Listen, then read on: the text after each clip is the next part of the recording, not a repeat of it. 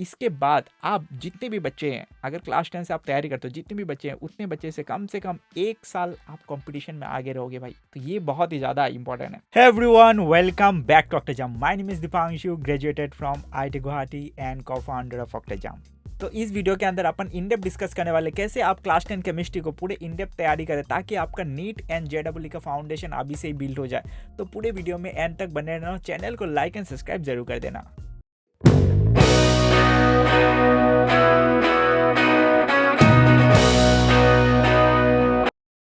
तो ये आ गया आपका क्लास 10 केमिस्ट्री।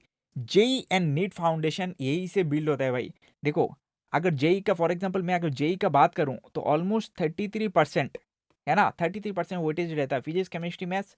तो 33% जेई का वेटेज रहता है। और आप अगर मान के चलो 40 से 50% में जेई में 40 से 50% जेई एडवांस की बात कर रहा हूँ।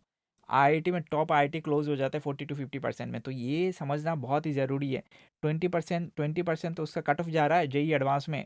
तो 33% अकेला केमिस्ट्री से आता है। और केमिस्ट्री का फाउंडेशन इसलिए बिल्ड करना बहुत ही ज़्यादा इंपॉर्टेंट है। और मैं हमेशा केमिस्ट्री क्यों बोलता हूँ, क्योंकि केमिस्ट्री एक ऐसा सब्जेक्ट है जो कम टाइम में ज़्यादा से ज़्यादा तैयारी हो सकता है और इन डिट्टो क्वेश्चन आता है भाई। तो अभी धीरे धीरे अपन देखेंगे कि कैसे पूरे क्लास 10 केमिस्ट्री को तैयारी करना है। तो देखना, क्लास 10 कॉन्सेप्ट डायरेक्टली क्या आता है भाई, जेई एंड नीट पे क्या आता है वो अपन अभी देखने वाले हैं। तो सबसे पहले तो हो गया केमिकल रिएक्शन एंड इक्वेशन, जो रेडॉक्स और केमिकल बॉन्डिंग। भाई केमिकल बॉन्डिंग एक ऐसा प्यारा सा चैप्टर है ना, जिसमें से हर साल हर एग्जाम में नीट जेडब्ल्यू चाहे आप इंडिया का भी एग्जाम अगर देने जा रहे हो केमिकल बॉन्डिंग का, तो भाई हमेशा क्वेश्चन आता है। इसके बाद acid base and salt, salt analysis class laboratory में लैब में भी आपको वो देखने को मिलेगा, सॉल्ट एनालिसिस। इसके बाद जेई का तो फेवरेट टॉपिक है भाई, सॉल्ट एनालिसिस में क्वेश्चन आता ही आता है। इसके बाद मेटल्स एंड नॉन मेटल्स। देखो, metals and non metals periodic, उसके अंदर मेटल्स के बारे में पढ़ते हैं, नॉन मेटल्स तो पीरियोडिक प्रॉपर्टीज अपन बहुत कुछ डिस्कस करते हैं। इसके बाद मेटलर्जी, मेटलर्जी बोल के तो भाई पूरा एक क्लास 12 का तो एक टॉपिक ही है। इसके बाद आपका जेई एडवांस का बहुत फेवरेट टॉपिक है। इसके बाद मेटलर्जी का तो पूरा इंजीनियरिंग फील्ड है भाई। तो ये चैप्टर जो है ना बहुत ही इंपॉर्टेंट है। इसके बाद कार्बन एंड इट्स कंपाउंड, तो ऑर्गेनिक मैकेनिज्म है ना, ऑर्गेनिक केमिस्ट्री जो है उसका पूरा फाउंडेशन है ना। क्लास 11 में आपको जाके ऑर्गेनिक केमिस्ट्री मिलेगा है ना। तो ऑर्गेनिक केमिस्ट्री के अंदर आपको कार्बन एंड इट्स कंपाउंड जो अपन यहाँ पे पढ़ते हैं ना, ऑर्गेनिक केमिस्ट्री का एक बहुत बेसिक सा अपन सारा इन डेप्थ फाउंडेशन तैयारी हो जाता है इसी क्लास 10 के अंदर। तो ये क्लास 10 बहुत ही ज़्यादा इंपॉर्टेंट है। क्लास 11 में ऑर्गेनिक केमिस्ट्री का जो पूरा का पूरा आपका एक चैप्टर मिलेगा, जीओसी बोल के है ना, जीओसी बोलते हैं उसको, जनरल ऑर्गेनिक केमिस्ट्री है ना। तो उसका पूरा फाउंडेशन यहाँ पे अपन क्लास 10 में डिस्कस कर लेते हैं। तो ये जो क्लास 10 वाले यहाँ पे 4 जो केमिस्ट्री के चैप्टर है ना, उसको बहुत ही प्यारा तरीके से तैयारी करना है भाई।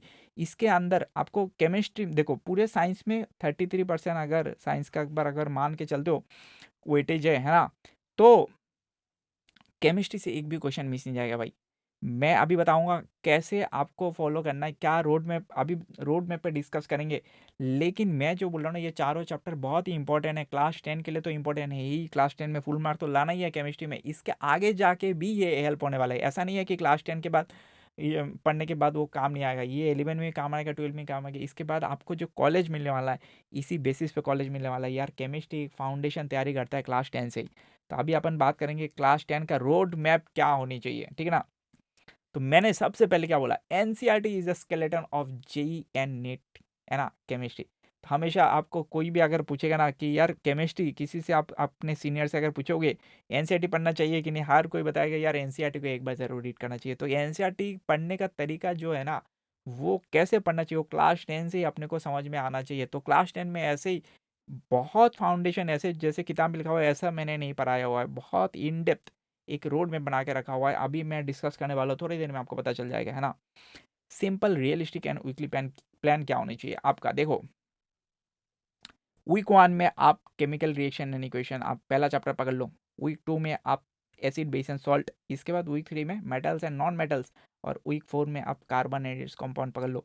ये चारों चैप्टर 4 वीक में, मतलब एक महीने में आप आराम से है ना। पढ़ने में तो लोग 3 दिन में ख़त्म कर सकते हैं, 4 दिन में ख़त्म कर सकते हैं, लेकिन मैं बोल रहा हूँ पूरा पूरा महीना लेकर आराम से पढ़ो भाई, है ना। कोई दिक्कत वाली बात नहीं है, क्योंकि ये बहुत ही इंपॉर्टेंट है। यहाँ पे ये आपको कैसे हेल्प करने वाला है ना, why starting early help in JEE and NEET, कैसे हेल्प करने वाला है। सबसे पहले देखो, आप कॉन्सेप्चुअली वो बिल्ड करोगे, क्या बिल्ड करोगे, पूरा इन डेप्थ कॉन्सेप्ट आपको पता चलेगा। अच्छा, ऐसा नहीं है कि सिर्फ रट्टा मार रहे हैं, रिएक्शन पढ़ रहे हैं नहीं पढ़ रहे हैं, ऐसा नहीं होगा। पूरा इन डेप्थ आपको समझ में आएगा। अच्छा ठीक है, यहाँ पे H2 है, H2 हाइड्रोजन क्यों बन रहा है, ऑक्सीजन क्यों बन रहा है ना, है ना, दोनों के बीच में जो रेशियो है वो क्यों एक में ज़्यादा एक में कम आ रहा है, वो जो बबल है वो क्यों है, वो सारे चीज़ आपको पूरा इन डेप्थ कॉन्सेप्ट समझ में आएगा। इसके बाद क्लास 11 में आपको थोड़ा स्ट्रेस लेस होगा, क्योंकि आपको ये सब पहले से दिख दिख रहा होगा, है ना। आपको पता चलेगा अच्छा H2SO4 है, अच्छा ये तो एसिड है, भाई देख के पता चल रहा है ना, है ना। तो वो जो चीज़ है वो कैसे पता चलता है, समझ रहे हो क्या मैं बोलने की कोशिश कर रहा हूँ। वो सारे चीज़ आप पहले से इतना बार देख चुके हो ना, आपका स्ट्रेस लेस होगा। तो इसलिए मैं बोलता हूँ ये क्लास 10 बहुत ही इंपॉर्टेंट है। इसके बाद ऑर्गेनिक केमिस्ट्री भी काम ईजी, ऑर्गेनिक केमिस्ट्री तो हमेशा ईजी हो ही जाएगा भाई आपका। You get time for revision, आप बहुत ज़्यादा रिविजन कर सकते हो क्लास 11। बच्चों को क्या है ना, क्लास 11 का आप किसी सीनियर से पूछोगे ना, पहला चैप्टर पढ़ते पढ़ते उसका 6 महीना निकल जा रहा है भाई, उसको समझ में आते आते इतना टाइम चला जाए। इसलिए तो क्लास 11 में आके लोगों का परसेंटेज क्यों ड्रॉप होता है, सडन ड्रॉप हो जाता है भाई, 0 मार्क लेके आ रहे, बोल रहा 10 CGP लेके आया क्लास 10 तक, अभी आके 0 आ जा रहा है। 100% 95% वाले आके बोल रहे क्लास 10 से 11 में साइंस में आके भाई उसको रोना धोना चालू हो जा रहा है। तो ये बहुत ही ज़्यादा इंपॉर्टेंट है। इसके बाद आप जितने भी बच्चे हैं, अगर क्लास 10 से आप तैयारी करते हो, जितने भी बच्चे हैं उतने बच्चे से कम 1 साल आप कंपटीशन में आगे रहोगे भाई। तो ये बहुत ही ज़्यादा इंपॉर्टेंट है। तो मैं यहाँ पे मैं क्या बोलने वाला हूँ, अपन ने ऑलरेडी एक प्लेलिस्ट बना के रखा हुआ है। उस प्लेलिस्ट के अंदर है क्या, सबसे पहले क्लास 10 केमिस्ट्री एनसीईआरटी का एक्सप्लेन है लाइन बाय लाइन, ऐसा कोई भी लाइन मिस नहीं है, चाहे कोई एक्टिविटी हो चाहे डायग्राम हो, सब कुछ लाइन बाय लाइन बना के रखा है। और भाई वो एक ही दिन में एक चैप्टर खत्म लिपटने वाले सिस्टम है। मैंने पहले वो 100 वीडियो था पूरा मार्च करके एक सिस्टमेटिक बना दिया, और पूरा 3 आवर में 3 3 घंटे में पूरा एक एक चैप्टर पूरा in depth line by line complete होगा।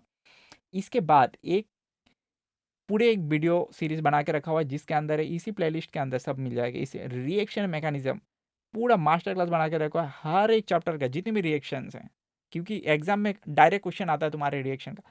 हर एक चैप्टर का डायरेक्ट क्वेश्चन के जितने भी रिएक्शंस है ना, वो सारा रिएक्शंस का हर एक चैप्टर का बना के रख दिया है, और रिएक्शन को याद रखने का ट्रिक भी मैं बता दिया है उसमें। इसके बाद बोर्ड PYQ, यहाँ पे 4 वीडियो है 4 चैप्टर का, यहाँ पे 4 चैप्टर का मैकेनिज्म है, यहाँ पे 5 है ना क्वेश्चन, जितनी भी केमिस्ट्री का क्वेश्चन आया हुआ है PY बोर्ड एग्जाम CBSE में आया हुआ है, वो सारा step by step video solution. और सॉल्यूशन जो है ना, ऐसे मैं ये वाला क्यों फोकस कर रहा हूँ, क्योंकि वो डायरेक्ट क्वेश्चन कैसे आ रहा है, कहाँ से आ रहा है, ये डायरेक्ट क्वेश्चन हर एक क्वेश्चन का सॉल्यूशन मैंने यहाँ पे जब मैंने पढ़ाया था, हर एक क्वेश्चन मैंने जो यहाँ पे नोट्स बना के रखा है ना, यहाँ पे जो नोट्स प्रोवाइड किया हुआ है, उसी नोट का कौन सा कोना से ये PYQ सॉल्व हो रहा है, मैंने हर एक नोट से ही ये PYQ सॉल्व किया हुआ है। तो इससे आपको पता चलेगा, एक क्लियरिटी मिलेगा और एक आपको वैलिडेशन मिलेगा। अच्छा नहीं, ये जो वैलिडेशन है क्लास 10 का जो पढ़ाया हुआ है, हर एक चैप्टर का PYQ जो आ रहा है डायरेक्ट क्वेश्चन उसी से आ रहा है।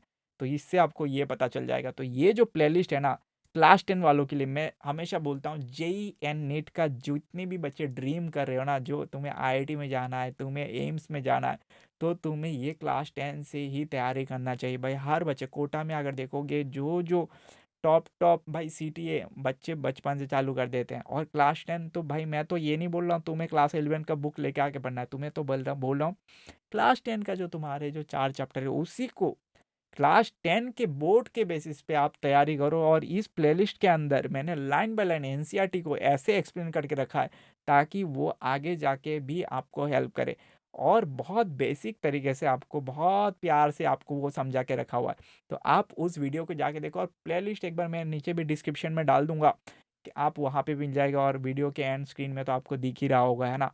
तो वो वाला प्लेलिस्ट आप ज़रूर पढ़ें, और क्लास 10 का जो एग्ज़ाम है ना, उसमें आप मैक्सिमम स्कोर करने की कोशिश करें, और आपका जो जर्नी है ना बहुत ही फ्रूटफुल जर्नी होने वाला है। All the best.